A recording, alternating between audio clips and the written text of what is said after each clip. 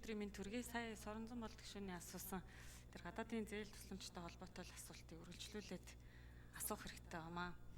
За 26 оны төсвийн өрөөний мэдээлэл 27-28 оны төсвийн төсвөлийн тухай хууль дээр за засгийн газрын өрийн нийт хэмжээ за одоо л 26 он дээр төсвийн өрөөний мэдээлэл дээр 51.2 их найд гээд дотоодын нийт бүтээгдэхүүний 50% таа тэнцэхэрээ гэд бичигдсэн байна.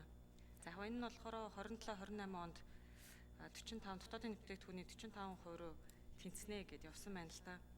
За яг энэ төсвийн энэ гишүүдэд тараагдсан дэлгэрэнгүй засгийн газрын өртөө холбоотой мэдээллийг уншихаар засгийн газрын нийтүр 26 оны яг төсөвдөр тусах нь 44.8 их найд байна гэд яг энэ хүснэгтэн дээр харагдаж байгаа юм.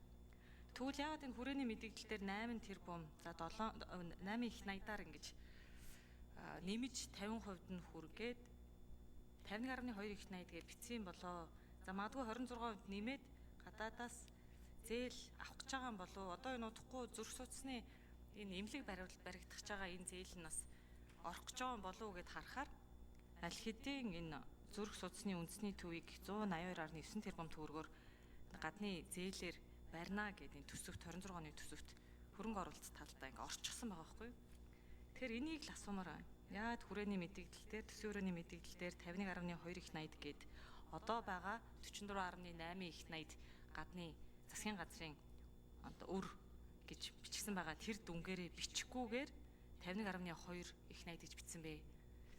За яг манай бол хуулийн дээр 60 дотоодын нийт төсвийн доктортой байдлын тухай хуулийн дээр болохоор дотоодын нийт бүтээгдэхүүний 60% сэтрэхгүй байх ёстой гэсэн заалт нь байсаар байтал одоо байгаа дүнгээрээ л одоо яг мэдэгдэж байгаа дүнгээрээ бичих ёстой байсан биш үү гэсэн энэ асуултыг бол асуумаар байгаа юм.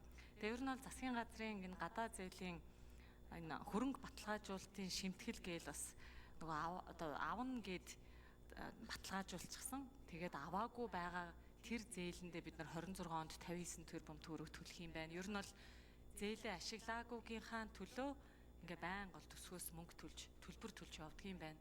Тэгэхээр энэ зээл ашиглалттай холбоотой ямар нэгэн ажил хийгдэж гэнэ үү? Энэ дээр бас хариулт хэлээд өгөөрэй. За учраас сайд хариулъя. За засгийн газрын нийт өрийн хэмжээ за 2 дугаар одоо улирлын байдлаар бол 35.5 их найд төгрөг буюу яа нийт одоо GDP-ийн нэг 39.5% таа тэнцэж байгаа. За хуулийн төсөл дээр бол засгийн газрын өрийн дээд хязгаар тавьж байгаа шүү дээ. Төсвийн өрөө чинь бол хязгаар. Тэгэхээр энэ хязгааруудыг л тавьж байгаа гэсэн үг. Тэгэхээр эдийн засгийн хөгжлийн яам бол засгийн газрын нийт одоо өрийн хязгаараа тавиад сангийн яамны тооцоол бол илүү гүйцэтгэлд тулгуурлаад хийгддэг юм өрийн хэмжээ. Тэгэхээр 2026 онд бол бид нэр энэ хязгааруудыг бол дотоодын нийт бүтээгдэхүүний 50%, 27-оос 28 онд бол 40-50% хязгаарыг ингээ бууруулж байгаа гэж бол хэлж болно. Тэгэхээр өрийн хэмжээ бол гэхээсээ энэ бол зүгээр нэг хязгаар хүрээ бол дээд хязгаар юмаа гэж одоо ойлгох хэрэгтэй. Шин одоо магадгүй гадаадын зээл тусламжийн төсөл эхлүүлээ тэр нь одоо шууд нэмэгдээд явна гэсэн үг бол огт бол биш. Тэгэхээр бид бол энэ зээлийнхаа ашиглалттай холбоотойгоор бол цаашдаа ажлуудыг бол одоо хийх шаардлагатай. Тэгэхээр цаашдаа бол бид нар мэдээж одоо өөр энэ гадаадын зээл тусламжийн ашиглалтаа сайжруулах чиглэл рүү бол анхаарах ёстой учраас энэ их хурлын гишүүдийн ч гэсэн өргөн бариад өссөн хууль за юм реформын шинжтэй ажлуудыг бол зайлшгүй хийж ижил цаашаа энэ зээлийн ашиглалт нэмэгдэх юм байл. Тэрнээс түрүүн бас гишүүдийн асуулт нь гараад байгаа жишээ нь Эрдэнэ бүрэн дээр гихтэл хятадын засгийн газрын хөнгөлөлтөө зээл нь 1.2 их найд байгаад байдаг. Гэтэл 2026 онд бол бид нар одоо энэ бүгдийг нь санхүүжүүлж бол чадахгүй шүү дээ. Одоо 25 онд бол жишээ нь 79.9 сая долларыг л санхүүжүүлсэн. Тэгэхээр нэг талаасаа бол төсвийн сахилга бод хариуцлагын асуудал учраас бол бид одоо ингээд тавиад бол явж байгаа.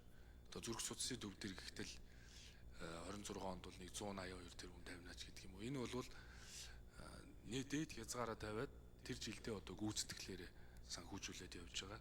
За мэдээд гадаадын зээл тусламжууд болвол цаашаа төлбөрийн тэнцэлж гисэн нөлөө үзүүлнэ. Тэгээ ер нь бол мэдээж одоо сая болгон туяа дарга хэлж байгаагаар бид нар бол одоо энэ төсөвтэй холбогдуулаад бас реформын шинжтэй өөрчлөлтүүдийг бас хийж цаашаа одоо энэ зээл тусламжуудыг ашиглалтыг сайжруулах юм байна гэж хэлмээр байна. За тэгээ сангийн яамны зүгээс бол яг нөгөө өөрийн ашиглалтын талаар гадаадын зээл тусламжийн талаар бас дэлгэрэнгүй мэдээлэл өгөх баха. Тэгээ ажлын хэсэг 4 нам. За 4 номерын микрофон ажлын хэсэг. Тулгаа сангийн яам гишүүний асуултанд хариулъя. Хагас жилийн байдлаар үрийн харьцаа бол GDP-ийн 39.5% байгаа. За бид нар бол оны сүүлээр энийг бол 44.5% хүрнэ гэж байгаа. За энэ нөхцөл хизээ биелэх вэ гэхээр бид нар 25 он дээр 1 тэрбум хүртэлх $10 хүртэлх баталгаа гарна гэж тооцсон байгаа. За энэ баталгаа бүрэн гарч иж 44.5% хүрнэ. А баталгаа гараагүй тохиолдолд дотоодын бүтээгдэхүүний 40.6% тэнцүү байна. Ирэх онд бол дотоодын нийт бүтээгдэхүүний 43.8% гэж тооцож байгаа. За энэ нөхцөл маань хизээ биелэх вэ гэхээр энэ жилийн 1 тэрбум долларын баталгаа 26 онд одоо 1 тэрбум хүртэлх $10 баталгаа бас нөхцөлд гаргасан байгаа. Энэ гараад хүрэх юм бол 43% байна гэж байгаа. Тэгээд засгийн газрын өөр бол 3 хэрэгслэр одоо нэмэгдэж байгаа. Ирэх жилийн хувьд бол гадаад зээлийн ашиглалт 1.5 их найд, дотоод бонд 561 тэрбум, тэгээд засгийн газрын баталгаа 1 тэрбум хүртэлх $10 тэнцэх хэмжээгээр гарч иж энэгээр засгийн газрын үр нэмэгдэж байгаа. Нөгөө талдаа бид нэр эргүүлээд бас 2.6 их найд төгрөгийн зээл.